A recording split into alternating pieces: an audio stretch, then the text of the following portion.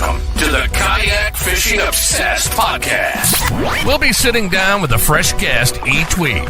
Someone who shares the same kayak fishing passion that runs through our veins. We're talking kayak anglers, kayak companies, lure experts. Heck, anyone who's got a story to tell about landing the big ones from a kayak. We're setting our sights on becoming the #1 kayak fishing podcast in the world. You'll get a chuckle, a grin, and hey, maybe even a belly laugh. Because we believe in the power of humor. But above all, we're here to educate and inspire. So, whether you're a seasoned kayak angler or just dipping your toes into this exhilarating world, join us on the Kayak Fishing Obsessed Podcast. It's time to reel in adventure, camaraderie, and the joy of the catch. Here's your host, Darren Windle.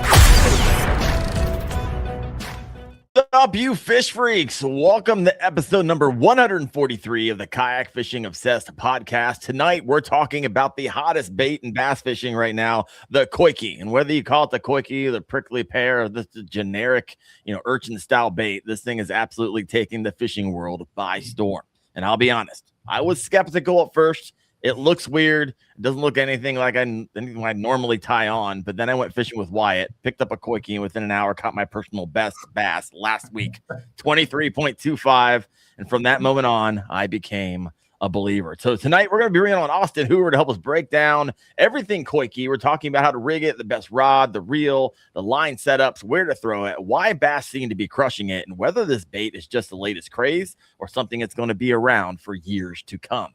And if you've been curious about the Coike, thinking about trying one, or just want to understand what everyone else is talking about, you are in the right place. And before we get rolling, if you fish from a kayak, KFAS, Kayak Fishing Advanced Safety Training, should absolutely be on your radar. KFAS is all about helping kayak anglers stay safe on the water through education, training, and practical skills that could save your life. You can learn more and earn your certification today at kfast.co. All right, we're going to hop right into it. Austin, welcome to the show, brother. What's up, buddy? I'm doing good. I'm doing really good. It's been a good week for me because of this stupid thing and friends, right? The bait itself doesn't catch the bass. But my gosh, this has been a fun week. Wyatt and I actually fished last week together. Wyatt, break it down for us. We were down there at Santee, and it got canceled. Not entirely sure why. I know they said the weather, but I was there. The weather looked fantastic, right? I don't know what happened there. Not sure if we want to go down that rabbit hole, but how'd you do that? Because you fished the tournament. Me, I did not do very well. I had a decent pattern going into it. I went out Thursday. I caught a 23 3/4 and 23 3/4, 21 and 2 19s within probably 30 minutes or so, and I was like, I gotta leave. And it was throwing the Coike on docks. And then I went there on Saturday and nothing. Nada. I don't know, this fish just all swam out into the lake or what was happening. I know the weather changed a little bit and it was a lot more overcast and drizzly, so they probably just kind of started roaming a little bit more. But yeah, I said I'm either going to catch 110 inches or I'm going to catch 3 fish, and I caught 4 fish. Oh, there we go. So fishing that thing on the docks, I know you fish it with a treble hook. Yeah. That's a little risky business. Yeah, I mean, it skips pretty well, actually. It took me a little bit to kind of get used to it, but it skips. You can skip it about 20 feet or so. Okay. It doesn't slide like a jig, but it actually bounces across the water a little bit. Does it bounce or just kind of start rolling on top of the water? If you don't hit it across the water, if you try and slide it like a jig, it'll roll and it'll go like 2 feet. But if you throw it kind of down and let it skip off the water, it'll actually bounce and kind of keep on going. Like a frisbee, like you would. If it touches a knock hole, if it gets anywhere near a post, you're gonna have to go get it. So, did you think you're gonna have a second day fishing at the Bassmaster down there in Santee? I thought so. I was going to go somewhere else and kind of try and swing for 110, punching grass and throwing a frog. Yeah. Yep. All right. So canceled it due to weather. And so we decided to head up to a magical lake up north. And I was like, let's go. It's going to be hours in the car, but you know what? Beats whatever Santee was offering, which wasn't a whole lot. And But yeah, I let you down though. I promised you 24s. you did. I am a little disappointed. I actually, I just got done editing a short today. I was like, Wyatt promised me a crap ton of fish, and then I just had like all the fish that I caught later that day. He was just basically our guide, and he's like, "Let's go over here. Let's cast here," and everyone's like, "Pop, pop, pop, pop, pop." All right, we're done here. They're done hitting. Let's go over here. Pop, pop, pop, pop. It's like it's so stupid. It's so stupid, but a lot of fun. 60, 70 fish between all of us that day. It was really dumb, and also I think that the biggest like highlight for me is that I actually have all your waypoints for that particular lake, and so why would just give you anything? He'll give you the shirt off his back, the waypoints off his hummingbird. My gosh. But appreciate you, Wyatt. You put me on the juice, put me on my PB. I always told my wife, whenever I catch my personal bass, whenever I die, you have to take my ashes to that lake and put it in that lake so all the bass can eat it. Now I'm like part of the lake. And so I texted her the waypoints to that lake. Like, hey, this is where I go when I die. She's like, I'm not driving all the way down there. Just put it on my YouTube channel. Someone will pick me up and spread me out while they're fishing. So we'll see what happens. All right, let's get into this Coike business because this thing's freaking stupid. It's dumb. And I've been reading a lot of comments and people are like, oh, I think it's more of a Southern thing. And there's 1,000,001 different ways to rig this. I think it comes from Japan, right? And the interesting is it's JDM bait. It's made up by, the original Coike is made by Hide Up, right? They made it as a topwater originally, which is wild. Really? Yeah. Like so they made the fish weightless originally. Fascinating. All right. The thing floats. I don't know if you know that, Darren. It'll float if you don't put it in. It'll just stay on top. I guess it depends because they're making them not just out of TPE. But man, means thick hair in Japanese. Surprise, surprise. It makes sense with all that. But it's originally made for those highly pressured Japanese bass. And then it came over here and I still think there's a lot of people on the fence. Like there's some people who are like wholesale, right? And I'll be completely honest with you. When I was fishing, I went back to that lake. I caught my PB the following day. Wyatt had to work. He's still working, still has a job. I think. I'm not sure. I haven't talked to him. I have to have a job now in order to afford all this. Yeah, you got to afford all your all the Coike and all the ones I stole from you. 40 of them in the truck right now. Oh my gosh. I need to talk to you after the show because finding green pumpkin right now is like near impossible. But I forget what I was even going to say. Oh, I caught a bass that day. And there's a Coike stuck in his throat, right? Someone had broken off a Coike and the treble stuck in the gullet. I tried to get it out. I was like, oh, this thing's going to die if I try to rip this out. But I'm starting to find these baits in the mouth of fish that I'm catching. And so pretty wild. So let's go ahead and break this thing. Let's break this thing down. Why do you think this has exploded in popularity recently? Like for someone who's just hearing about this stupid thing, like anybody know the history or who's winning what on it? Why is this thing so popular? I know it's been around for a couple of years now. They've been floating around because Fisher in Iowa. I always brain farted on the lake. It was earlier this year. He won. I don't know his breakout win. Where? Lanier, I think. Lanier. Okay. That's the tournament. That's the tournament that really popped it off, and it's the weirdest thing ever. I have a conversation with my buddies here all the time. Obviously there's some hype around it beforehand to get the pros to start throwing it and blah, blah, blah, blah. But that's the tournament that really set it off. And it wasn't even on giant fish. It's Lanier. Oh, really? You're excited about a 3-pounder. It wasn't. No, he won the tournament on that. And it was like, instead of 2.8, you're catching 3.5. And that's the thing that really set it off. And I saw it here. I live on Gunnersville, and literally the full cast, and then there was full cast, 17 millimeter. The whole lineup of Hide Up was there. And this is like way back when. And yeah. I saw it sit on the shelf for 4 months. I picked two up just because I'm a curious person. I'll throw anything, and I'm always trying to find something new, something different. I literally, from January to whenever that one tournament was going on, I could have went and got 10 full cast, 10 17 millimeters, 10 13 millimeters any day I wanted. Really? That is the tournament that set it off, though. And it's the weirdest thing is because it wasn't even on big fish. It was on big spotted fish that were 3 pounds, which is not a giant fish. Right. Like a ridiculous thing. Yeah. Well, there it is. So how do we get, it's been exploding recently. I can't. Well, yeah. Well, then after that, you're getting into the Texas, you had all the people down in Texas throwing it around the spawners or post spawners, and then those are those are the caliber fish we're all after. And then I think after that, those Texas tournaments happened where, because like this bait is not it's not a year-round bait as far as like where it really shines, just because once they start getting deeper, in my opinion, there's some better techniques to throw forward facing or not than the Coike. But when they went to Texas at the right time with it, they cracked them. And then so you have 2 tournaments in 2 different regions, at the same in the same time frame, and so then it blows up. I think that's what really blew it up. And now we're on acceleration. Like what's whenever that? We just had the kayak tournament in Caddo, and the guy came in second. He caught a 10-6 or something in practice on it, and most of the top 10 were throwing those around the trees, either scoping or not scoping. Well, and that Caddo event was after the events I'm talking about. So yeah, it's like anything else in fishing. Once one tournament is won on it or done well on it, everybody starts with the percentage of chance for somebody to catch a fish on that goes up. So 1 + 1 = 10 in the fishing industry, and then and then you add forward facing to it, it makes it equal 12. Yeah, the Whopper Plopper, 10 years ago. Yeah, the A rig. I keep saying this thing is the modern day A rig. In my opinion, it is. So, and then you get pictures of this sticking out of the mouth of the bass, and then put that on social media, and people are like, "What in the world?" Because it looks just so freaking wild and so unique.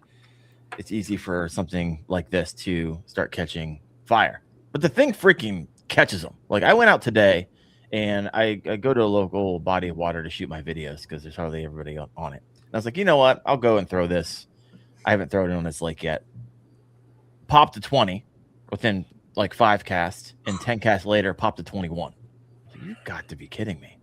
Like this thing is, I don't know. Now, granted, you can put this in a lot of anglers' hands. Some are going to have success, some are not.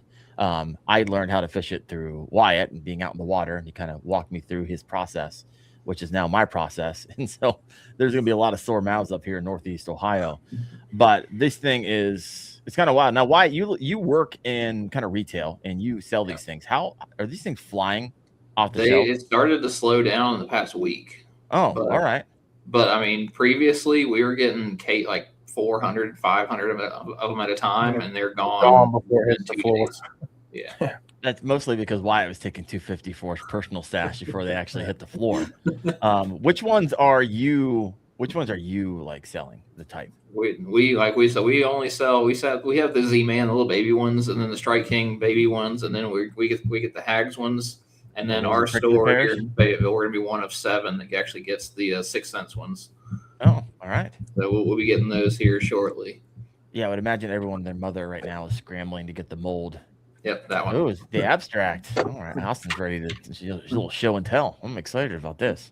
You told me to bring it, so I did. Told me to bring it, so I got rigging and all. Oh, bro, we're about to get into that. Bass Thumb AI wants Wyatt to spill the beans on his process. We'll get there. I'm sure you'll hear about this as Austin and Wyatt both share. And that's what I love about the podcast, right? I don't know about you guys, but man, being around these caliber type of anglers just makes me a better angler all around. So you're in the right place today. All right. So, Austin, when did you first discover this? Austin, I think you already kind of shared. It was just kind of on the shelf there. Yeah, it was on the shelf. Like I do this thing where I go to the tackle store and I just look for something different and I pick it up and figure out how to use it.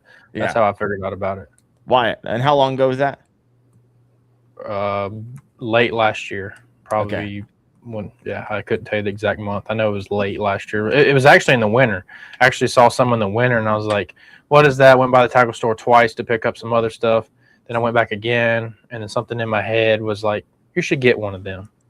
And I grabbed 2 of them because I always buy stuff in 2. All right. And then started exploring with it, and the rest is history. So I know that you fish in the winter. Is it a no, not for me. Not for me, but I also like to say, like, I just picked it up at that time, so I'm new to it. There's nuance to this bait. There's more nuance to this bait than I think maybe any other bait out there. There's or at least there can be on my bodies of water. There's a lot of like little things that separate, from a fish committing and not committing. Ooh. And then, so about late last year. But I'm going to try it this winter. You better believe it. I'm going to really, really give it its go. We will get to those nuances a little bit later in the show. Wyatt, when did you first hear about this bait? I mean, I've been watching it on the Elite Series for a while, and I've been fighting the power, especially like at Caddo. I was like, I'm not going to lose to a spiky ball. And I was like, I threw the jig and threw the jig and threw the jig on these trees and stuff like that. And then coming up to the Santee event, I was watching the elite guys, and it's just, whole top 10 throwing it. And I'm like, all right, like I gotta, I can turn against the skid for a good bit, but eventually I gotta turn into it and pick it up and start playing around with it. So I mean, it's a month and a half, 2 months ago. Okay. For me. Yeah, I don't know why I resisted it. It's like, oh no, the latest fad. But then again, I throw an upside down bowling pin with a lot of success as well. So I was like, you know what? I'm all in. I'm here for it. Let's do it. What was your initial first impression, Austin, when you see that thing on the shelf? Now, obviously, you bought one. Did you buy it simply because it was like, okay, that's different, and I want to figure it out? Something different. Like, go ahead. Oh, go ahead. No, or were you like, hey, I know specifically how I'm going to fish that? A lot of people who keep up with the stuff that go on in Japan, it's kind of how the fishing industry goes. Something big is going on over here in Japan. They figure it out. The pros figure it out, or they get the connections to get it. They keep it a secret as long as they can keep it a secret. And then they do so well in a tournament, then everybody wants to figure it out, and they get FBI inspected, and then it slowly but surely gets tripled out. But I saw it, and I was like, I like throwing big swim baits. Like, I absolutely love throwing big swim baits. I could go out and catch one fish a day on one big swim bait, and I'm happy. And I saw it, and in my head when I first saw it, I said, because bass aren't like, you got to get their curiosity first. We're throwing artificial lures, and so I was like, it's big, and I've mainly fished in Gunner's one. I was like, I could replace the Cinco for me, or it could supplement, or it could work its way a 1-2 punch, and then so the size of it really got to me. It wasn't the small ones. The small ones, I was like, you can't throw them but 40 feet. It's so annoying. But the big ones you can throw, you can chunk them. They have a lot of drawing power, and I was just like, let me just give it a shot. I mean, I've tried so much tackle over the years, like to where it's like none of it works. Like I'm like, this is stupid. But I tried this one. Didn't have a lot of success with it at first. But then what were you trying to do? I think there's a cadence to it, and then I just. The tackle was set up wrong. I had the hooks wrong. I was just doing it completely wrong. And then every time I would do one thing wrong, I would sit down, go back home. The beauty of, filming all your trips, you can kind of, what went wrong? Where did it go wrong? How did it go wrong? And then how can I not do that again? And then slowly but surely I came up with, so what's really cool about it is like, I'm kind of stubborn. So like I didn't listen to anything that I saw. There wasn't a lot out, but I like to figure it out on my own. If it takes me 3 months longer to figure it out versus I could have just watched the video, I'm going to take the 3 months. It's just who I am. It's like I'd rather figure it out by myself than be told what to do, because then I know me and how I fish. And so it was just kind of the little things like, well, I don't want to spill it all the beans yet, but we'll get into part of the nuanced stuff later. Yeah. So when you look at this, why do you think bass react so strongly to it? Right? It doesn't look like anything typically in the lake that you typically. Well, they're curious. They're a curious creature. So they're the number one thing with this bait is I don't think it gets bit off of, especially on forward facing. It works without it. But especially if you're a forward facing angler, since you're putting it in their bubble, it gets their curiosity. What is that? That doesn't look like anything I've seen before, but there's a volume to it. So that's a big meal. A big fish is like, oh, I can maybe sit on that for a while. And then you just get the curiosity, and then it's all about reading their body language and their cadence. And then you can hopefully convince them to eat. Why? Any thoughts on that? Yeah. Why do you think the bass react so strongly to it? I mean, I think there's a couple things. We had the Berkeley guy. I think it was the Berkeley guy on a couple weeks ago who talked about the profiles of the bait, and like fish would look at the profile and they'd assess, like they would assess whether it was a narrow profile or a big profile, and like these bigger fish are looking for that. They see something that's just kind of gigantic rather than a weightless Senko or something that's super thin. It looks kind of bulky to them. And then whenever it's sinking, every single one of those arms is sitting there just buzzing. So those fish can sit there and just feel it the whole way that it's moving. Every as it's sinking down, those fish are just sitting there vibrating as all the as all the arms are sitting there vibrating.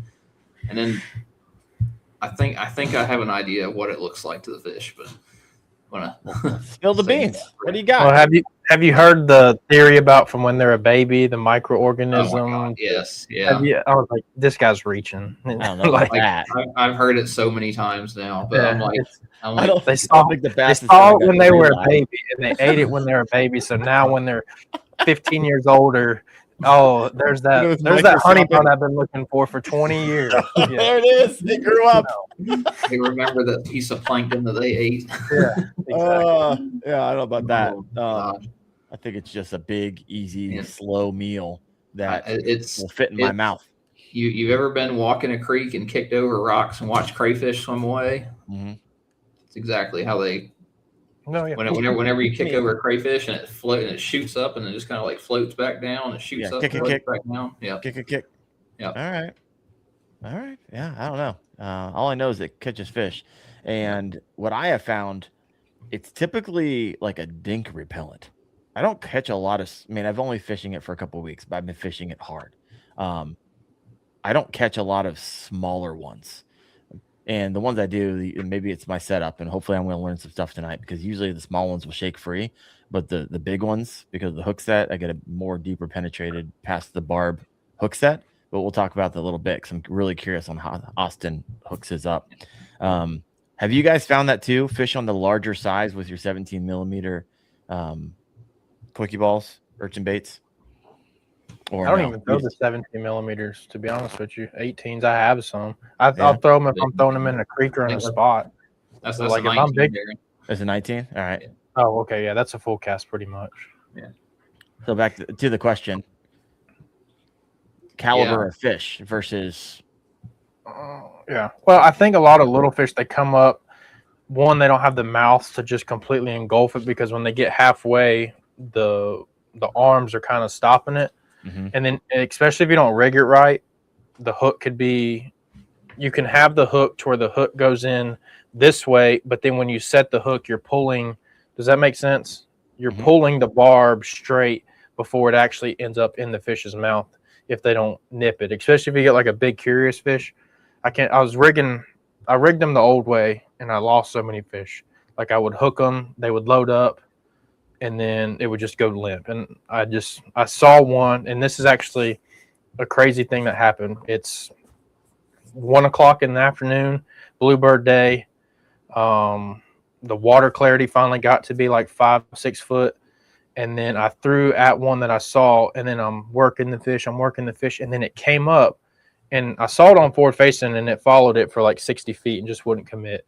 60? And then, some of them will follow it. And then I twitched it, and then it got so high up in the column of my forward facing, I was like, I should be able to see that. That says it's 3 foot down. I know I have 5-6 foot visibility right now. I looked down, and no later than I looked down, I just gave it one little twitch, just because it's just to keep the bait moving. And then I saw the mouth, but then you know how stuff slows down, like your brain just like takes a screenshot. I took a screenshot, and I saw where the hook was doing the treble hook in the top deal. And I was like, when I pulled that hook, the hook was sitting up against the mouth, and then it rolled it. You roll it out of the fish's mouth pretty much, especially if they just nip it. But this fish engulfed it, mouth open, everything. And then I saw the hook, the way it went in, and then I can, do the math. If I were to pull the line and then pull the line back around, you're pulling the hook to where the barb, as it's coming, it misses the fish's mouth, and then you don't even get them.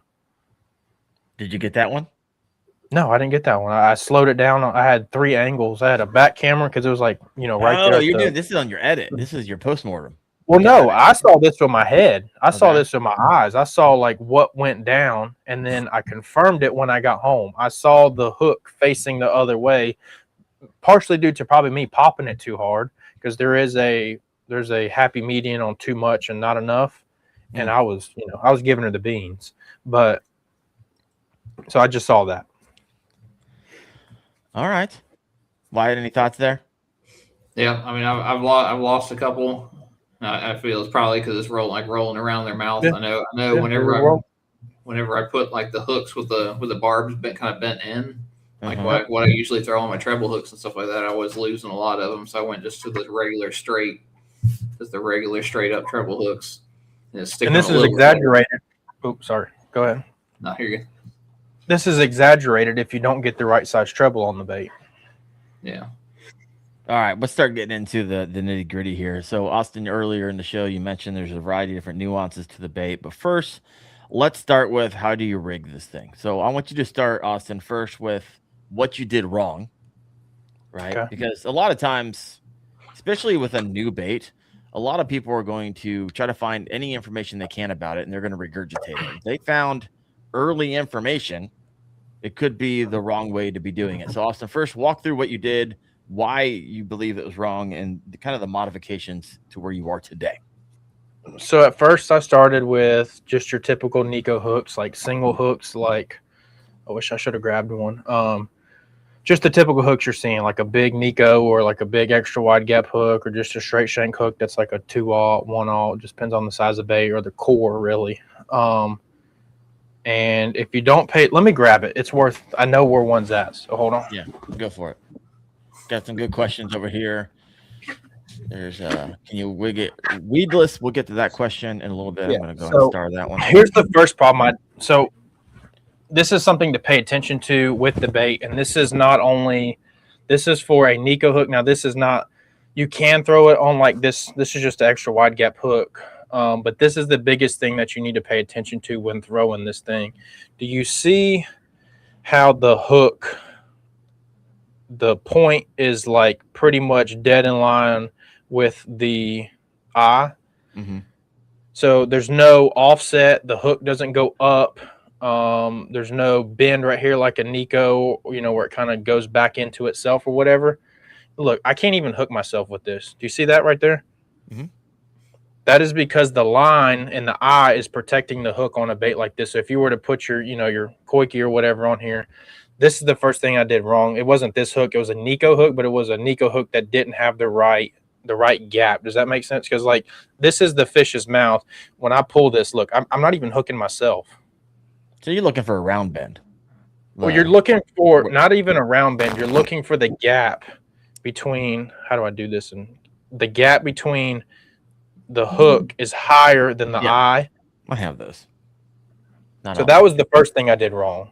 That was because I wanted to do this single hook. The treble hook, I felt like if they get it, they're going to get it back in the gills. And then for me to get it out, I got to rip a gill plate out. And I was trying to be, a conservationist more than anything. I didn't want every 9-pounder I catch, I'm killing, I didn't want to be that guy or do that. So that's the number one thing that really got me was the hook angle, or the eye to whatever you want to call that, the eye to hook. You got to have, I'd like to say like half a finger, like half the width of your finger. Like you got to have something. I mean, you can really test it. If you put it on a carpet and you go like that and you don't hook yourself, it's the wrong hook.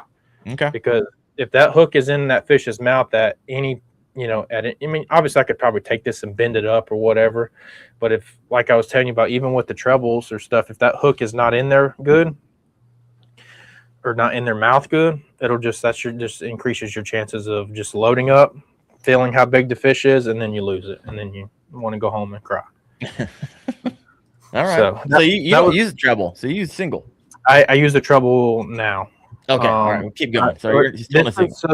So since Hide Up, I still don't know what the story is about where in manufacturing, where it went wrong, where they couldn't get some, because it didn't make sense to me. Like if you have so much of a craze for a bait, the number one goal of a bait company is to make that craze so that you can sell and get in and just get a massive capital, 100%. But for some reason, getting it across the pond, making it, manufacturing, couldn't get plastic. Who knows what it is? New baits have came along that have different body designs, and I'll get to this in a second, which is my favorite one. Have kind of changed the way I rig depending on the brand per se. Okay. So that was the first thing, was the hook. The second thing was throwing too small of a treble, because I felt like, oh, the fish can see it. And then I was like, well, there's 14 tentacles hanging off of it. Stop being stubborn. Like, they can't see it. Just throw one big enough that's got a good gap on it and call it good. Like, that's the number one thing, is to get the hook gap. My third thing, well, we're on rigging right now. You're still walking through all the your evolution of figuring out what works and what didn't. So it was that. It was the hook angle. Then it was the hook size for a treble, because I tried to do the treble thing. Then I went to like a big. What was the size you started out with? Like a size on the full cast, I think it was like, shoot, I don't even remember, to be honest. I'd have to go out there and look. Got it. I know what I'm throwing now, but I can't remember. I think it was like a number, maybe a 1/0 or number 1, somewhere in there, that middle range. The full cast you can get away with a little more, because it's got like a smaller ball. And then for the rigging, that was the top two things, was the hook angle, and then, just not getting enough hook gap, even if you are on a treble. You have to have that hook gap, especially with the treble, because the thing about the treble, and I did not want to get away from the single hook for the longest time, because I was like, well, if I do get them pinned, my chances when they start jumping go way down of losing them for them to throw the hook. Then I started doing the treble thing, and then I was dumping fish left and right, because there's just, your treble's hook gap's not big enough, and you got two smaller ones, and sometimes the shank, the actual shank part of the hook is not as long on a treble. And so I started dumping fish on that, and then I've got to what I've got to now, and have lost 0 fish.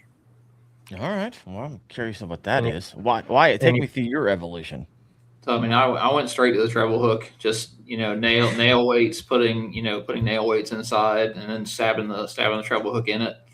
And then I, lost a couple. You start losing nail weights, and tungsten is hard to get right now. So I had to figure out something else. So I went to, putting bobber stop on the treble hook, still lose a couple here and there.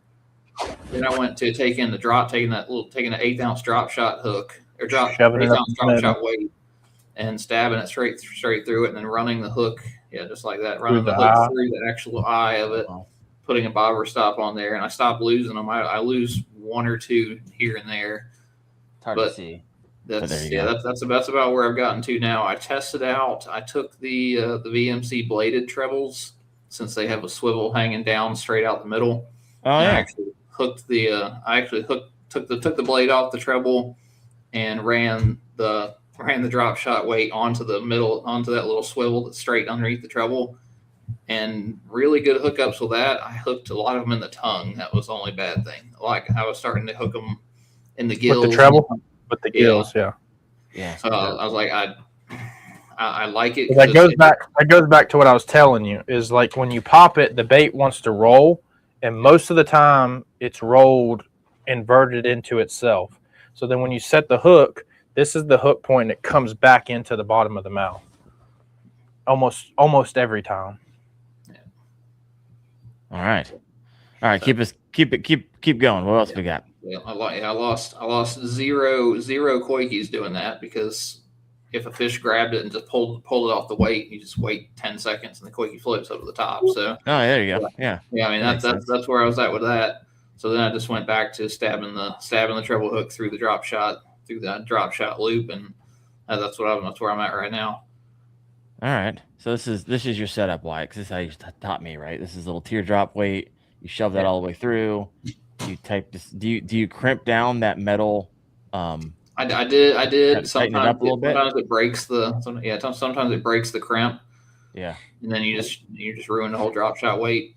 Yeah, so these are a pain in the butt to get through there, by the way. Yeah, the hags, they go straight through. Hags, they pop right in. The Amazon brands, they're a lot tougher to get in. This is the Amazon brands. I got some on the way. So green pumpkin's hard to find right now. I got to find black and a few others, and this is what I caught. Black is what I caught them on today. But all right, keep taking us through the evolution, Austin, to kind of what you do now, size hooks. And then we'll start getting into line and rods and all of that. Because I've seen guys fishing on spinning. I've seen fishing on bait casting. The line's all the way from 20 pound down to 8 pound. It's all over the place. What do you got for us? I guess the next evolution was the cadence per se. Cadence and learning to read a fish's body language will tell you everything. And once you can learn a fish's body language with it, there's pretty much no fish you can't catch. Because if you can learn their body language, and if they show you body language, meaning once they show interest, obviously there's going to be days you go out there and you throw at it and they go, I don't want you, bro, get out of here. And then you just got to move on. But if they can move their right pec fin once because you came over, I can pretty much get you by learning the body languages and then the cadences of it. I can't tell you how many fish, big fish too. I'm thinking about one fish, that biggest fish I've ever seen on, forward facing on my active target, that I wish I knew what I knew now then, because I probably would have got her to commit, is learning that cadence, because it's not all. I had so many where I was just like pop, and then I would see my bait here and then this bait here, and I'd be like, oh, she's right there. And then I would just leave it right there in front of her face, and then nothing would happen. Then she'd swim away, and then I'd pop it, and then she'd come back, and then she'd swim away, and then I'd pop it. And then, so like learning the cadence of like playing the cat and mouse game is the biggest thing once you get your hook right. And then I take that. I don't want it to just be just forward facing. The bait does kind of have its place without it, but if you pay attention to the cadence, if you're not using scope or whatever, pay attention to that cadence and then stay in that cadence in your head. It's very easy if you don't have it to just be like bang, bang, bang, kind of like you're doing a wacky rig type deal. But then it's not the cadence that the fish wants that hits their lateral line or hits their brain or whatever to make them commit. So once I got the hook and everything figured out, it was more of just figuring out that cadence and reading their body language and putting those two together to make a fish commit. Okay, so 2 questions here. Are you saying this is kind of how you have it set up too, like Wyatt? No. Or it's something different? What do you have? Something completely different. All right, what do you got? Want me to get into that? I want you to get into that, and then I want you to answer your nebulous cadence and like, what are you reading? Tell us what's going through your mind. What are you seeing on forward facing? I'm reading the fish. I want to know what that means to you. I'm literally just, if she's more excited, I'm more excited. You know what I'm saying? Like if she's not very excited, I'm not going to give her a very exciting retrieve. How fast they swim up to it. How fast they swim up, and then water clarity, visibility, overcast, sunny, all these things play into play on how they react to it because of how far they can see. Is the pressure dropping? Is the pressure rising? Is the pressure stable? Is it high at a stable? Is it low at a stable? Is it medium at a stable? All this stuff and that's just a time on the water deal. Time on the water, and then that specific body of water for how those fish react to stuff. But do you want me to do my rigging? Yeah, what you do real quick. And the rigging's all over the place. You go online, and my gosh, we got single hooks weight hanging off of them. It's insane. I'm going to put my staple in the ground for this one, for this bait specifically. It's the best way to do it. Disagree with me and you can just be wrong. So here it is. This is a 6 cents. This is the abstract. It's just this one. It's the 24 millimeter. It's my favorite one so far. But I rig it to where a lot of people don't do this. I haven't seen really anybody do it. So I have a bobber stop right here on the line, kind of like you would do with punching. Then I have the bait itself, and then just put a treble. This is that quad hook, that Ryuji quad hook. A normal treble of the right size, like a 2/0 treble hook will probably do just fine. You can maybe even go to a 3/0 because this bait has so much appendages and it kind of hides itself. You kind of see it kind of hides itself in there. Okay. So, and then here's the big thing. I'll just pop it out, even though I don't want to because I just got it in there. Cylinder weight. Cylinder weight. It's a line through tungsten weight. Got it. So whatever depth your fish are at, all I do is I just push this thing out in the middle. And then I put that bobber stop on there to where it keeps the hook from just completely going out and it keeps everything together. Whoops. But I'm going to give you another tip too is you don't want... See, I've probably caught 40 fish on this one, so I'm having to super glue it in. Is that TPE? Because you're like moving that in and out. I don't know what 6 cents is. It's a stretchy material. But I just don't know if it's exactly TPE, if that makes sense. Let me pop this back in here real quick. So I put this tungsten weight. So back it pound out for pound. You're a little close to the camera. Back it out for me. There we go. Pound for pound. This is probably my, shallow to deep, my favorite one. This is a 1/4 ounce. This thing floats. Like, it's got a lot of volume for floating. So 1/4 ounce is a good one. 1/8 ounce is probably, a very good, like, let's see, for the people at home, I'd say up until about 6 feet, 1/8 ounce, anything 6 to 12, 1/4 ounce, anything after that, either Rain Man it and calculate, hey, this fish is swimming at this far and it's 15 feet down, so I need to throw it and give it 30 seconds to sink, or go to like a 3/8. But the 3/8 is kind of, it goes. Like, it goes down and goes quick.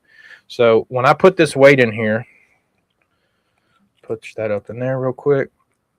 So this 1/4 ounce weight is actually a little bit, so you have the cylinder, or you have the center of the bait.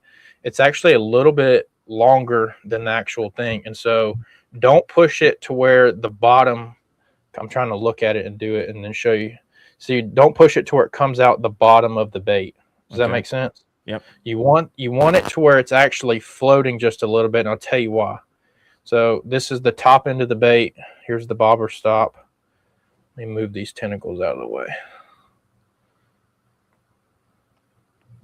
Jesus. And that's from 6th Sense. Is that correct? 6th Sense is the abstract. This is the 24. This is the box that comes in. This is my favorite one. $15.99. Why? Okay. Cheaper than a full cast. So do you see how the bobber stop is up there, and then that 1/4 ounce weight, since it's a little bit longer, like a 3/16 is almost like the same size. The 1/8 ounces are like little bullet weights, like little 1/8 ounce bullet weights type deal. So you can actually stack 2 or 3 of them in there, or 1 or 2, and kind of play with your weights. So that bait right there, the bobber stop goes there. That just keeps the hook from just going all over the place when you pop it. It doesn't slide 15 feet up, and then your hook's like you're Carolina rigging it out in open water.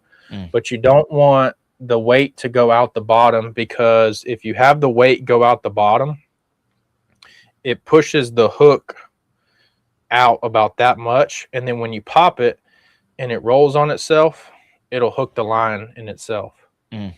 So what you want is the eye of the hook to pretty much, there's a hole in that bottom of that bait. You see that hole? Yes, yeah. You want the treble eye. You not shove it in there. You just want it to rest on there, because you still want it to hinge. Pivot a bit, You don't want it to be floating out, because then it'll wrap it around and hook itself. But if you just position your weights to where it's like just sitting up against it, and like, that half moon of the eye is sitting there, it'll keep the hook straight but let it pivot. But then when you hook a fish, this just goes and does its thing, and you fight the fish. It's just like a line through swim bait. Got it. And it throws your bait, 5 feet up the line by the time you get it. Throws your line 5 feet in the thing, and then with the trebles, it tears the bait up. You get like 5. It depends on the fish and the tenacity of the fish, but like eventually that bait's going to tear. You can only flip it so many times. I can't tell you how many times I've seen people throw it. The bait gets thrown. You'll never throw one on this. The biggest thing with this, after about 10 or 15 fish, the weight in the middle kind of gets rounded out, and sometimes I'll take, light fluorocarbon, and I'll go through the tube, because you can fit like 2 lines, two runs of line through it, and then tie it to where it keeps it in place. But like this one right here, I couldn't tell you how many is on this thing. Could not tell you how many I've caught on this. More than 50. Wow. And it's one lure. And then, like I said, the hook, just put a treble on there, like a 2/0 or 3/0 treble hook. I had this one. I got this from a buddy. We traded. What did I trade him? He needed some tungsten, and I needed a treble hook while we're out there on the water together. And he's like, I got one of these. So I was like, I'll take it. So that's my setup. Wyatt, how much money did you just spend? What? How much money did you just spend just now? I've already ordered a bunch of one-aught treble hooks, and I have the bag back from my Mojo rigging days. There you go, one-aughts. There we go, one-aughts. Gamakatsu. I was just thinking about, from my Mojo rigging days, where my 1/8 ounce cylinder weights are. I think I know where they are. That's a big hook. Yeah. Yeah, there you go. But it's just here. I'll just take this one out of the package because you have that, so you can see it.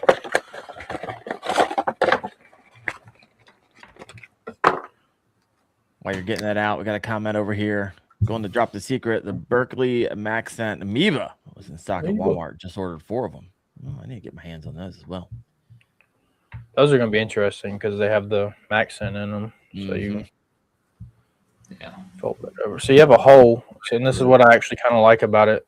So most baits, these full cast bait or the dice baits, the hole is in the middle. This is actually offset a little bit, and I actually like it. So you see, it's right. It's right there, and it's kind of off center, and that lets the bait kind of roll to one side, and then it'll float pretty well. So I absolutely love these things. So outside of the that brand, what you use anything else, or you're like, hey, I used the full cast until I got these, and I don't even need the full cast anymore. So why? What's so massively different from one to the other? Or are you just seeing this is bigger. I don't remember if it's a little. I weighed them at one point with the little gram scale deal. Yep. I can cast I can cast this 115 feet. There you go. You can chunk it. I love all the appendages on it. You know, I don't know. I like it. I love this feature right here. I love the line through when I've lost 0 fish this way. 0. So where do you get those tungsten? This is a queen tackle. This is a queen tackle line through. For swim baits. Yeah, they made it for swim baits a long time ago. They're made for swim baits. Yeah, that's exactly what they're made for. So I was one of them things too. I never seen, somebody's probably done it because we're all fishermen. It's kind of like a bait company saying they copied that person. Well, yeah, they did. They're trying to imitate a shad. So obviously when they come together, it's going to look the same. So, but I haven't seen a lot of that, but take that and you won't lose any fish. Yeah, I like that. All right. So what are some mistakes you see anglers making? I mean, I don't know if you're around a ton of people who are doing it. Everyone's just trying to figure this thing out. It's coming online so fast. What are some things that you're seeing out there, Austin, that kind of has your head scratching? Or freezing up. If they're on forward facing, they freeze up. As soon as that fish comes up to it, they go, oh, and then nothing happens, and they stop moving the bait. If that fish is hot, keep it away from them. Act like a fleeing shad. So walk me through how you're working like a jerk bait, kind of like pop, pop, pop. Kind of, yeah. As it gets faster, you kind of move it faster. I throw it out there. Number one thing to do is throw it way past the fish. Especially if you're on a high pressured fishery, throw it way past the fish, and just bring it in, bring it right above them, and let it. Don't do it like a minnow to where like the fish is here and you're like trying to hop it into itself.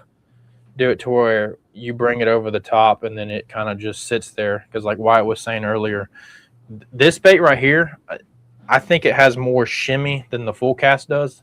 Mm-hmm. Due to, if you see each appendage, how it's kind of got like a little stem on the end. Yeah. Little stem on the end. And I don't know if they have air in them by the mold or not, but just because it's got the little offset and then a little stem on the top, every one of these things is shaking like a leaf. Like when this thing falls through the water, it is like I can feel it in the boat almost. It's shaking so much. Like it's pretty crazy. So a lot of people, especially if they're just now starting out, they get it above the fish. The fish actually reacts to it. They're not used to being able to see a fish react to their bait. Then they freeze up. If that fish is just a rule of thumb, if that fish is hot, you get hot. Just like a jerk bait. Pop, pop, stop. Pop, pop, stop. Pop, pop, stop. That'd probably be the number one thing that I see. How far past are you throwing this? Let's say I don't have forward facing. I know there's an underwater cover down there, right? Because I've caught a lot of fish on it. Or I see it on my side scan or whatever it is. How far are you throwing this past and bringing it through? Let's say we're in 10 feet of water. There's a brush pile. And how far are you away, right? What have you learned with forward facing about how fish react to how close you are, right? Obviously, you want to be as far away as possible. Far away as possible. And then certain fisheries, if you're on a fishery where not a lot of people are really scoping, they're not as used to it. Mm-hmm. And then the beautiful thing about kayaks is since this is the Kayak Fishing Obsessed podcast, we can get closer to them without spooking them. You hear it in the bass boat world a lot. I got to 40 feet and it ran like a scalded dog.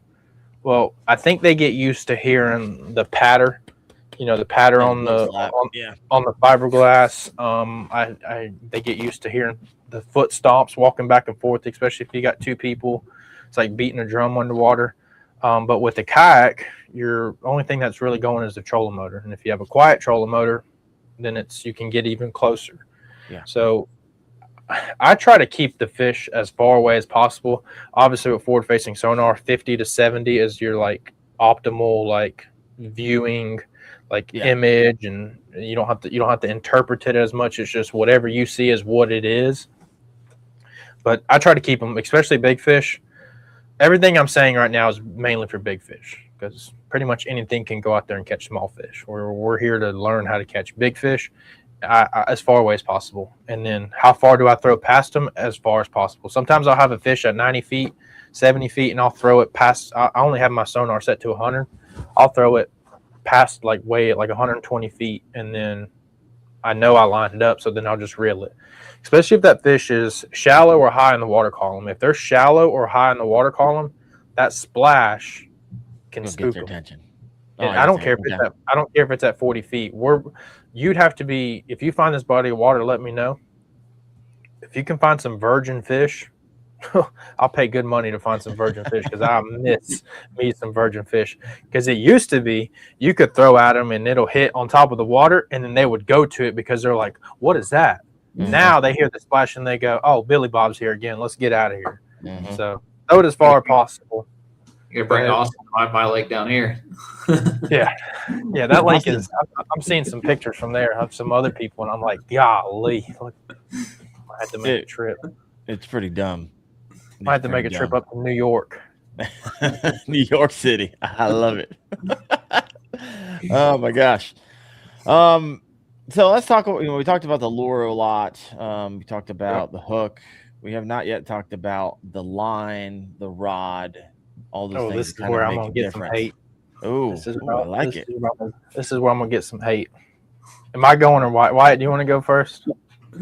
I started with a chatterbait rod. Like I started with like a soft rod. Then I went to the heavy action, and now I'm back to like the middle of the two, like a heavy chatterbait rod, where I want it to fold, because I mean it's a treble hook. It's a treble hook, and there's a lot of weight on those fish. There's a lot of weight as leverage, so I don't want to be yanking it out of their face, but I want some give. I want some give to it. Yeah. So, you want to tell me your rod, or do y'all just want me to speak first? I'm curious. I mean, I'm using like a worm jig rod. It's the rod I'm using is just a medium heavy fast, 7.2 to 7.4. It's like your all around rod. It's like a swim jig rod. Whatever you throw a swim jig on, pretty much in a way. I like, and it also depends. Like, I say 7.2 to 7.4. It also depends on your manufacturer on how much butt section they put on there. Because if you get a 7.2 rod, but it's got a 16-inch butt, you're throwing like a 6.9 rod pretty much. I do like a longer rod, because on a big fish, when it comes up, you have that leverage, but I don't want to go so long till I'm wearing my wrist out after 2 hours of fishing. All right. So why would you get hate from that? That's not the part that I get the hate from. My part's in the line. All right. Well, yeah. So I think everybody's on a universal, like 7.2, 7 foot to 7.4, medium heavy fast. Probably there'll be some people that say a moderate, which is fine. I could see it especially if you're hammering them. I'm seeing some people, like, I know a guy right now, he's getting surgery on his wrist because of how much he was hitting the fish with. He's like, literally, it's from Coike fishing. It's just because I was hitting them so hard, and then my jerks were so hard. So like if you're actually hammering them, then you might want to go to a little bit more moderate rod, not only for your body, but for not breaking the rod. Hold up. Did you just say something's getting like surgery because of his wrist? I caught so many fish. I need surgery. Terrible. You need some arm insurance. Yeah, no, I can tell you right now, I'm going to have carpal tunnel on this left wrist right here from Minorin and Coike's. I will. It's just part of it.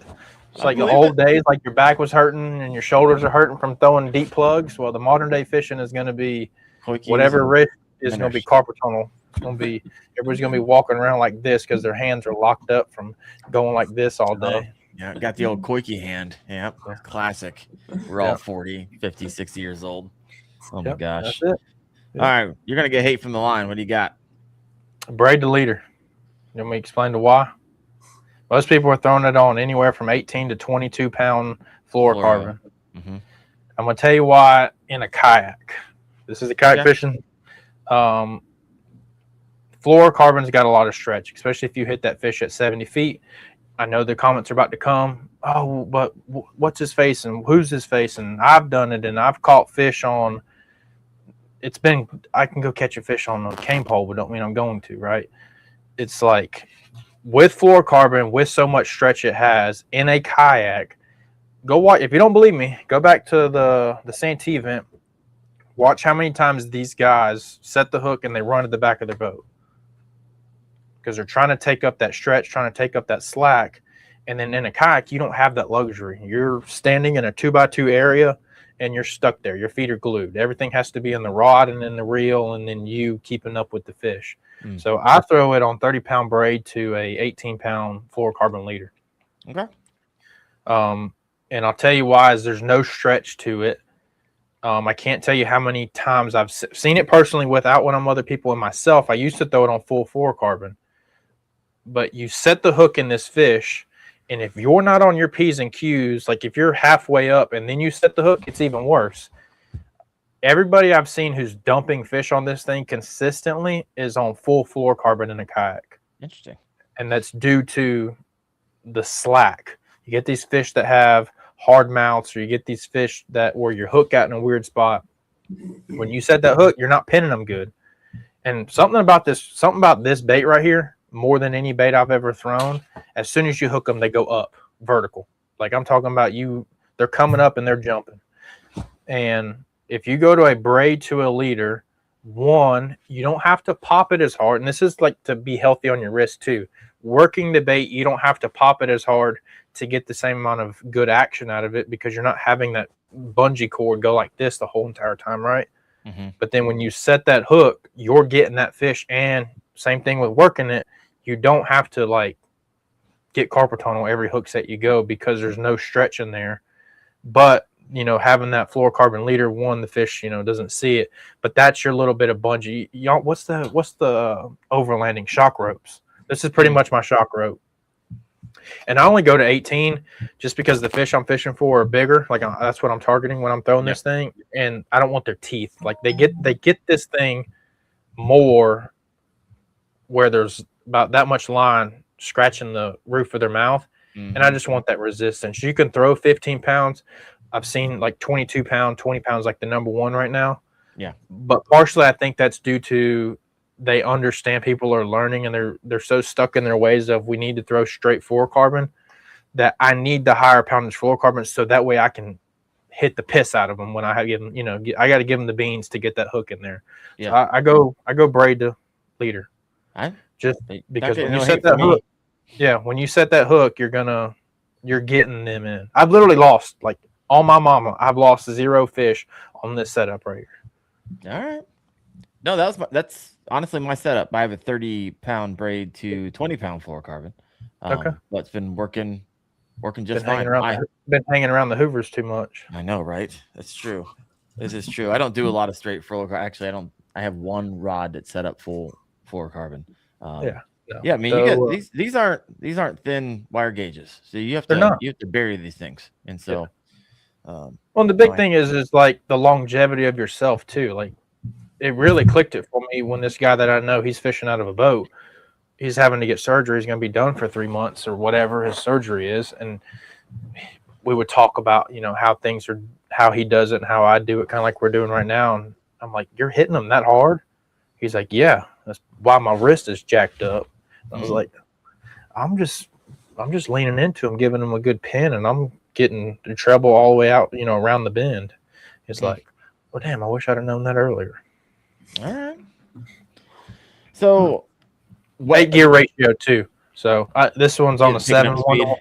picking up the speed and picking up that slack. And I'll tell you, another thing is when you pop that, a lot of people, they pop, and then they get right here. They're back here, and then that's when they feel the bite, especially if you're not looking at them. Mm-hmm. Try to like pop and reel at the same time, because a lot of times you're setting the hook on that fish, especially if you're not, if you're not using forward facing, you're setting that hook on that pop. I see it a lot of times where you're popping it, you're not reeling it, and then immediately, you're trying to catch up with the fish. The fish is running at you because it feels the pressure, but then you can't double pump. They come up and throw it. Yeah. So that's the number one. I see so many fish get dumped on straight fluorocarbon, bass boats and kayaks. And people are sitting here, if they're watching this video that are throwing it straight fluorocarbon, they're probably going, oh, that makes sense. Yeah. You don't realize how much stretch 60 feet of fluorocarbon has on, like you said, a heavy wire gauge hook. Yeah.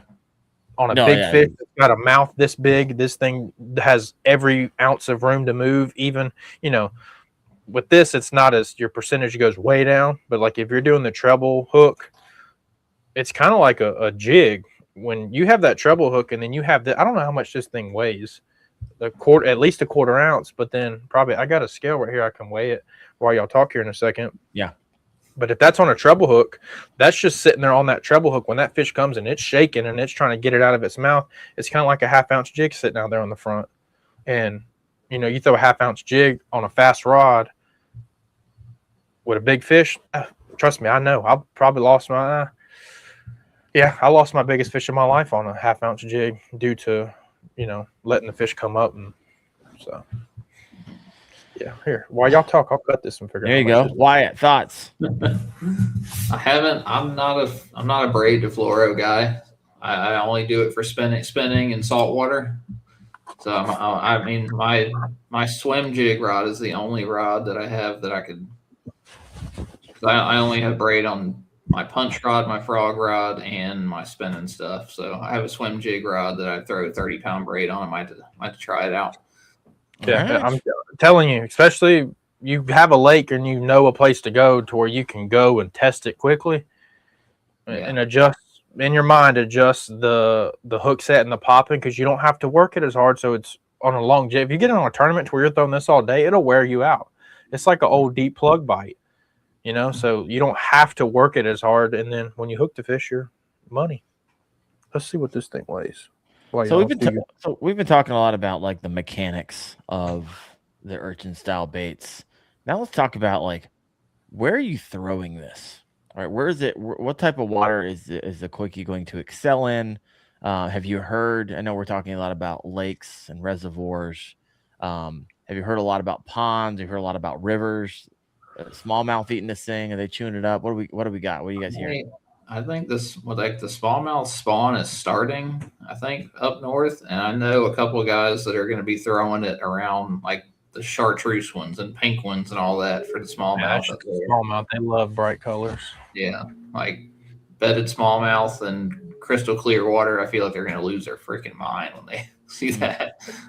This is an ounce with a quarter in it. So this is 3/4 of an ounce without a quarter ounce weight in it. So back to if you just treble hook it, that's a 3/4 ounce jig just sitting there, just waiting to get tossed. Yeah. All right. I look forward to buying some of the smaller ones and trying those out in the rivers up here. That should be a good time. I think throwing them weightless in an eddy, in a seam, just throwing it in the seam and then trout lining it is going to be deadly. They're just going to see a big meal, kind of like that crawfish, especially like you're talking about the crawfish deal. In a creek and river, that's one of their main forages. They're going to see that thing floating, and then it's just going to be like pink. Yeah. So if the rain, we got 7 inches. We've had 2 inches of rain each week for the last month. Then we got 7 inches of rain. Oh gosh. What's today? Tuesday? Saturday. Just blowing out. And then we got 2 inches more coming. So if I ever get to go to the river again this year, I'll go.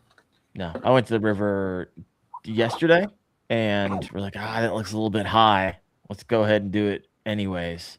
And halfway through, we're like, we just paddle to the end. I mean, we did 7.5 miles in, what was it? We were moving 7.5 miles an hour with paddling. That's how fast this thing was. It's like, all right, we're going to give up. We wasted a morning. But yeah. I did catch a couple, but man, it was Less than ideal. Less than ideal. Typically, when we pick up 20, 30, I think we picked up 4. So get me off this body of water. Yeah, it's just unfishable. You're moving too fast. Yeah, 100%.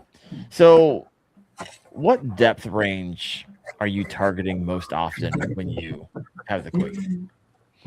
What's Wyatt laughing about? I don't know why he's laughing. Is he reading a comment over here? What's going on? No, I've got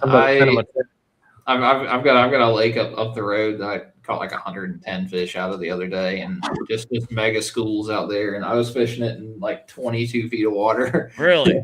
And I cast it out, and I literally was set a timer on my phone for 45 seconds. Yeah, and then that's what I was just saying. Yeah. It's 45 seconds. Click the reel and go twitch, and it goes bam immediately. That's another question, because I've noticed when I haven't been fishing that long, I've noticed it doesn't get hit on the fall. It's only once you start moving it. Yeah, I think it's the number thing with this bait. I think it's the number one thing about this bait. I don't think it's so attractive, like as far as like, oh, it looks just like something and I'm hungry. I think it gets their attention, and then you just play cat and mouse with them, and then they don't have hands, so they have to taste it, and then you get them. So they nose up on it. They're just kind of nose up on it, and they're just waiting for that thing just to show it's alive. Yeah. And it's usually on that first pop or second pop is when I nail it. Now, I haven't had a chance to like play with them yet, so let's see. Let's see what happens. I'm learning a little bit tonight. What are you laughing at, Wyatt? No, I've just got that play lake. Like, the big. I caught 22 3/4 out of it the other day, but most of the fish I'm catching are 16 to 18 inches. But you catch 100 of them a day. So just playing with fish and playing with technique and stuff like that. What? It's a fun day. Oh yeah, like. I forgot my deep cranks. Whenever I went up there, I would have killed to have a deep crank. And I was just literally just throwing a jig, throwing a Coike, throwing a shaky head. And you do that. I did that for like 3 hours straight, just catching fish on every cast. That's a good time. So do you think this is a better bait for offshore or shallow? Shallow. What do you mean by shallow? Everyone's shallow is a little different. Shallow as in relating to like it. Let me see how I word this, because I have caught some good fish. I'm tying this back on because I might use it tomorrow afternoon. Shallow as in relating to structure per se. So if it's deep, but there's like you see it on fork all the time. They're going in and they're finding them floating in the timber, but they're sitting over 20 foot of water. You know what I'm saying? So it's kind of like shallow as in being, I find it shines in zero, or not zero. I find it shines in like 6 feet to like 12, to where it's like fun and it's moving and you're going and you're doing your thing. Then after that, you got to weight it down. Then you got to start doing like Wyatt just said, where you got to start doing Pythagorean and theorem. That fish is at 60. I got to throw it at 80. I got to reel it. It's at a 4-second ROF or, so that's be mine.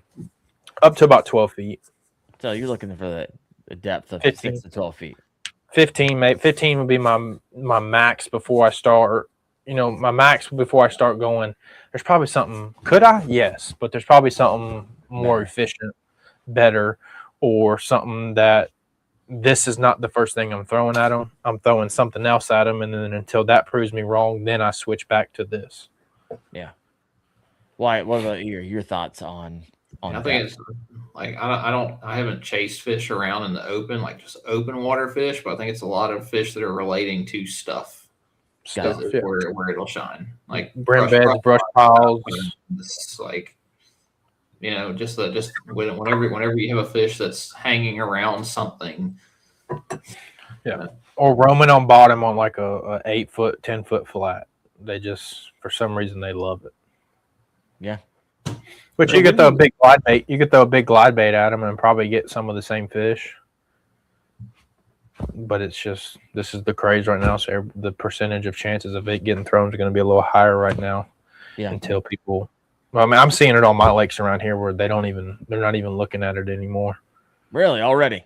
They're just like, yeah, I've seen that 15 times already. Give me something else. I can't wait for a year or two, and everybody just kind of forgets about it. Yeah, well, it's going to be great. Everybody hates on this forward, but I'm going to love it here in the next 5 years. Is like because everybody's going to be spread out doing their own things. There'll be another bait that comes along in 6 months. I'm curious. I had this conversation with my buddy the other day. I said, first it was the Cinco, then it was the A-Rig, then it was the Minnow. Now we're throwing what they call cat toys.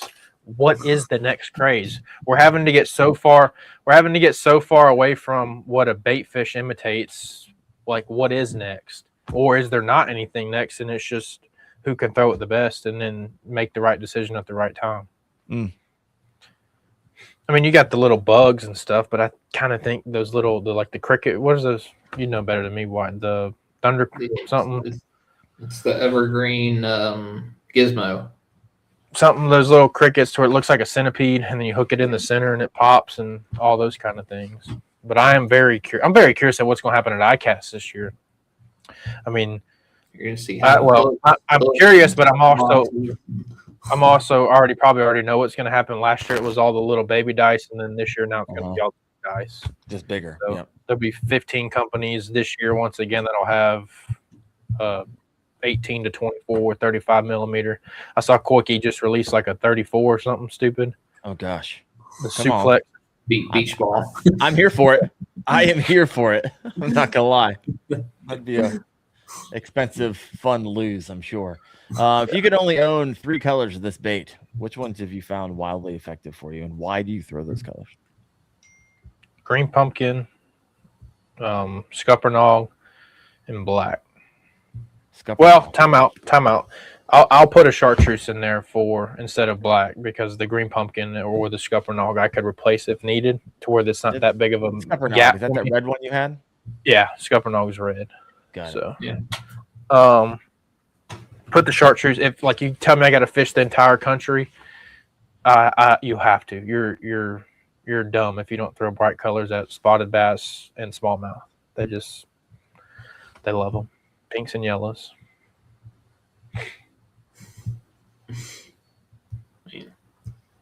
Oh, we lose Darren. Uh-oh. I was like, man, he's smoldering me pretty good. You're really taking it in. Really taking it in. I'm trying to figure out like if these will work on something like the Susky, where we're going to go up there and fish current and things like that. Because I know he's back. There we go. There he is. I don't know why it's doing that. It's weird. I can hear you guys, and I was talking, but apparently you can't hear me. So is your colors. Why? What's your colors? I really like that shad, that translucent red. That is kind of translucent with little red flake in it. Is that what you gave me? You gave me a couple. Yeah, I think that's the first one I gave you. I think it's smashed. Yeah. Which one is it? Green. It's like you're right. I got them down in the truck. Who makes it?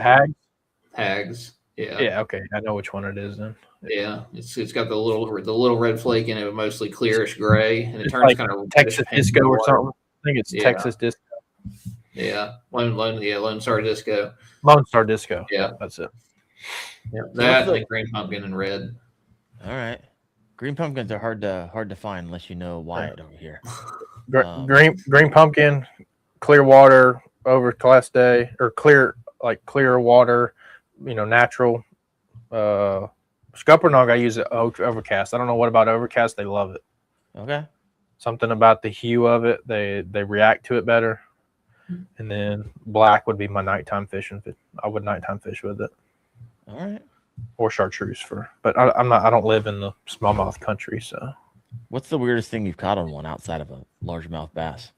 Caught a 4-pound crappie on one, or a 3-pound crappie on one. Oh gosh. That's awesome. I know Agar took off with one in Wyatt Special Lake.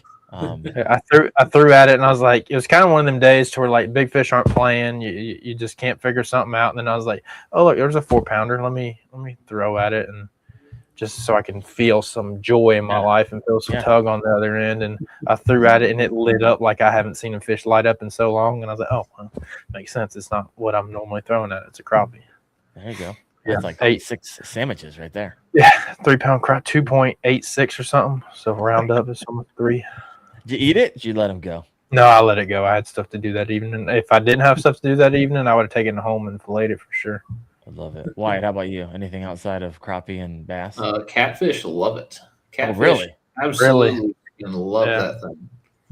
I caught like a 7 or 8 pounder yesterday, and I mean, like, I'm hopping it, watching it, and all of a sudden, just up off the bottom, just swoop, comes and grabs it, and it grabbed it so hard, it was in its gills, and I killed it. Like, it just swam up and just swallowed the whole thing, and I ended up just going over to another boat that was out there and giving it to them. But it was like it came up, and by the time I got it in the boat and I grabbed and I lifted it, I'm looking down, like, I can see 2 or 3 of the tentacles sticking out of its throat, but because it had already swallowed the whole thing. Oh, wow. Oh, it went down there. It was gone. Yeah. You were digesting that thing by the time you hit the hook. I'll back up myself. As I said earlier, like the treble, for some reason, like, you can get them. I don't know why it is about this way. I'm getting them in the roof of the mouth or the tongue type deal. So I know I said earlier the trebles, like, you can get them in the gills. I don't know if it's the amount of appendages or the line through how it stays where it's at. I'm not really getting a lot in the gills. So I know I said that earlier, and then you just said it. So I'll say that for disclaimer. All right. So if you have not yet done so, hit that like button, please. We will get some extra yardage out of this. Last couple of questions here. Are we seeing a fad or a permanent addition to bass fishing? What do you guys think? You've seen a lot of baits come and go over the years. I think. Go ahead, Wyatt. Oh, all right. I'm gonna say it's permanent in mine because it fills kind of a niche where, you know, a minnow has to move. Like, if you're fishing over the structure and stuff like that, and you throw a minnow, the minnow is constantly moving. They can't really swim up. If they don't want to swim up to it, they just let it go. Yeah. The lake that I fish, I throw a glide bait, and you see the fish kind of slow come over to it, and it gets away from them, and they just can swim back to their brush pile. But this, where I can sit there and just kind of work it in their face. I think it's going to have zone. You know, Stay in their zone longer. Like, I literally believe every tournament across the country, if you had a minnow, a glide, and a dice, if you can get in the right area, you could win every tournament every year. Yeah. They've started throwing it on the lake up here, and it's gone. It's stupid. I mean, I think it's here to stay. Yeah. Is it worth the price? Yes. They're expensive. I got a lot of people like, well, here, I'm going to tell you why it's worth for plastic. I'm going to tell you why it's worth the price. You ready? The amount of fish you get, the price per fish before you lose it. We pay right now as anglers. We buy a pack of Cincos or pack of whatever, and it's pretty much $1 a fish.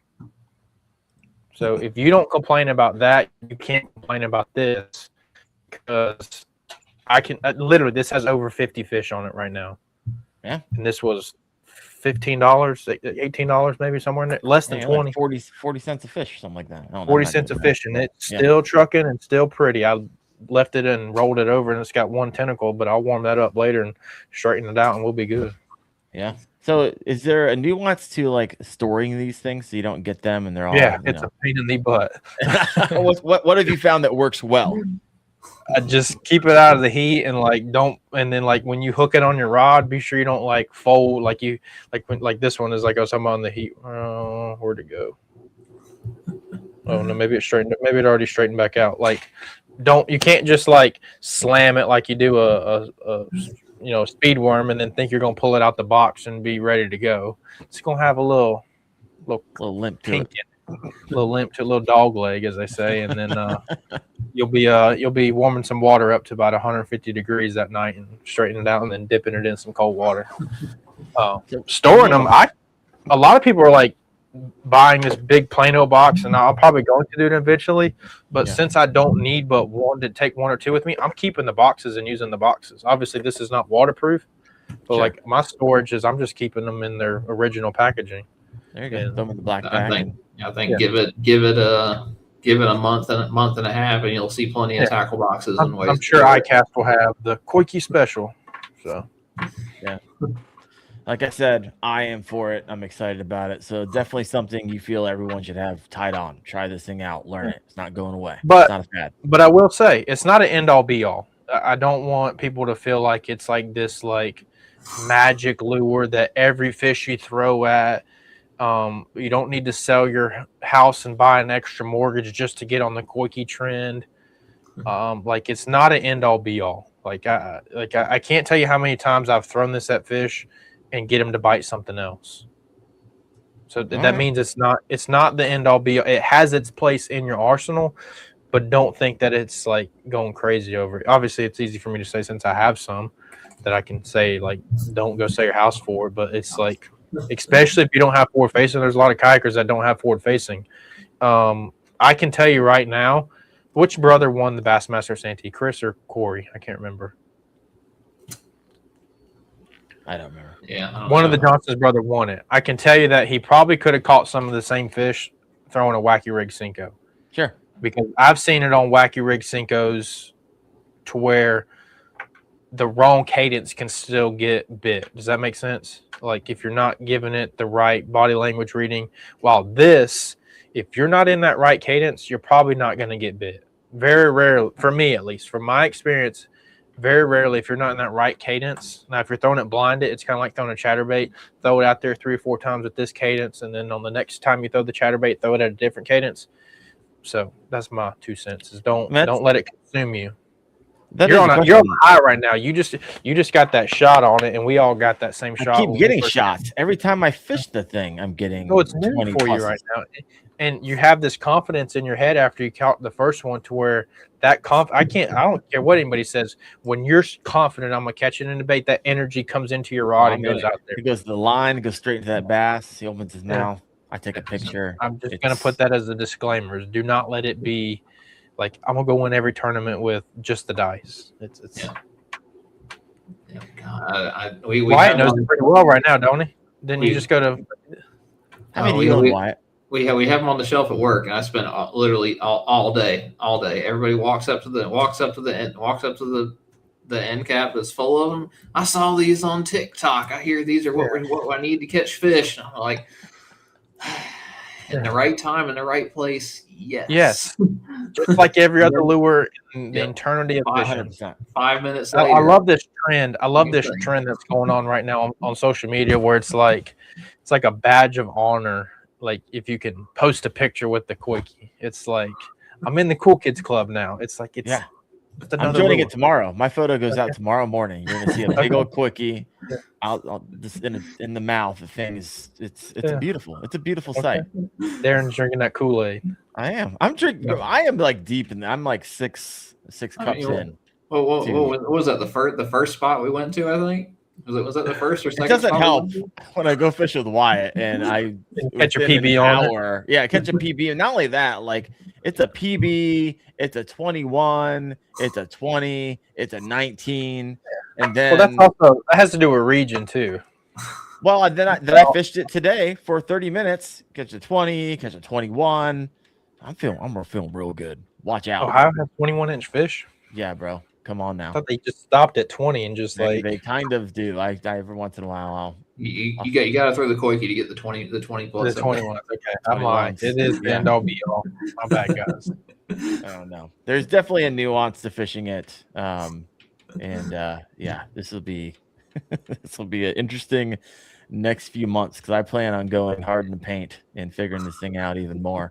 He's taking one rod out and just kind of. The funny thing is, I didn't usually take 4 to 6 rods out. I took 2, and they both were Coikes today, and I was testing different rod actions and powers. The only reason I bring 4 rods is to test out rods. Testing out rods and testing out line. I broke one off. I was like, okay, a little bit too much power on the hook set, and then I got around to the my swim jig rod that I have. I was like, okay, that didn't break it off. So like, oh, here we go. I'm in it. You're gonna see a crap ton of pictures and videos, I hope, or I'll lose confidence here soon. I don't know. All I know is I'm having a good time, and I appreciate you, Austin. Appreciate you, Wyatt. This is so interesting. I'm interested with the good old predictions because ICAST is like 38 days away. So, what else do we want to see outside of every appendage that looks different and these things all over the place? And of course, probably boxes. The Gelacanth is out there now. That's what Corey's or whoever, whichever one it was, Corey or Chris. They're pimping the Gelacanth. I don't even know what that is. I don't even know what you're talking about, Wyatt. Yeah. Learn us.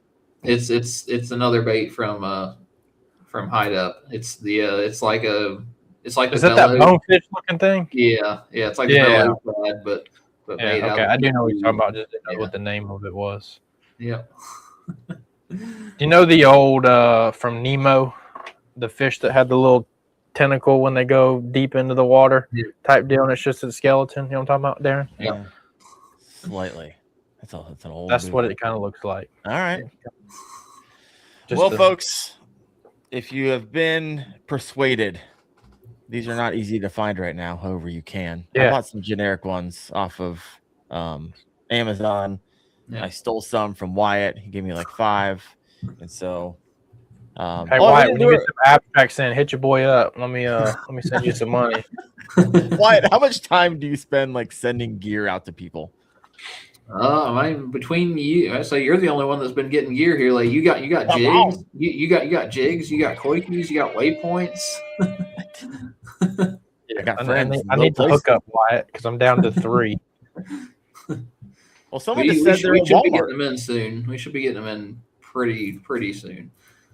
You don't want to fish nervously, right? Like if you only have a couple left, especially if it's you can't just have one. Then you're like, oh, you got to be nice with it. I need to be able to be like, oh, if I break this off, I got another one. We're good. I got 6 more. We're good to go. I broke this one off the other day. I got to edit this reel. I broke it off, and literally, and it was a dumb move. I was throwing it under little like willow tree hangover type deals, and I nicked it on the first one. I was like, I should probably retie. It's like, nah, I'm good. It's 18 pound, a Braze X. I'll be all right. Well, then I go to cast and my finger slipped. You know how it kind of slips and then like you lose the spool and then it hit the water and it broke off. Well, then I was rapido on the Yak Attack net. I couldn't even see the bait anymore. And I grabbed the net and I just stick it in the water and then I pick it up and I had it. And the excitement that left my body, I was like, this is it. And I don't know when we're getting a restock, but that was my last, of the scupper nog. And literally, so that Yak Attack just paid for itself right there. There you go, right there. Well, Austin, appreciate you having you on the show. Loved you kind of breaking down the evolution of the urchin bait, the Coike. Wyatt, appreciate you for putting me on my PB last week. And it's just fun just to have a community of guys that, I just surround myself with anglers who are well beyond where I'm at. And it makes me a little better every single time I have you guys on. So appreciate you. Appreciate everyone listening in. We will have a show next week. I don't have a guest. I got a few ideas, but we'll get one on. And we see you next Tuesday night, 8:30 p.m. on the Kayak Fishing Obsessed podcast. You guys have a good week.